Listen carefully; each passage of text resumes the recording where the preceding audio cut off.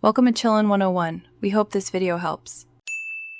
In this video, I will explain how to use Focusrite with Ableton. Focusrite interfaces are fantastic for home studios, offering clear audio. First, connect your Focusrite interface to your computer using a high-quality USB cable. It's crucial to install the latest drivers from the Focusrite website. This ensures stable performance and access to all features.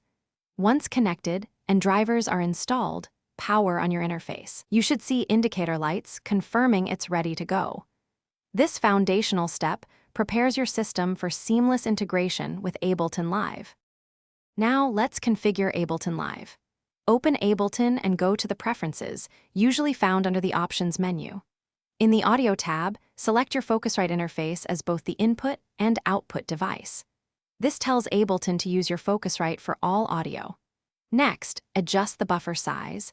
A smaller buffer reduces latency, but demands more CPU, while a larger buffer is easier on your computer, but introduces more delay. Experiment to find your sweet spot. With your interface set up, it's time to record. In Ableton Live, create a new audio track. On this track, you'll see an Audio from drop-down menu. Select the specific input channel from your Focusrite interface where your microphone or instrument is connected. For example, if your mic is in Input 1, choose 1/2 or Input 1. Then, arm the track for recording by clicking the record button on the track and enable input monitoring to hear yourself. Monitoring your audio is vital.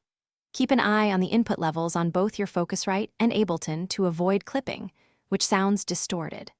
Many Focusrite interfaces offer direct monitoring, allowing you to hear your input directly from the interface with virtually zero latency, which is perfect for recording vocals or instruments. Once your project is complete, export your audio from Ableton Live, choosing your preferred file format and sample rate, like 44.1 kHz. Thanks for watching. Consider subscribing if we helped you.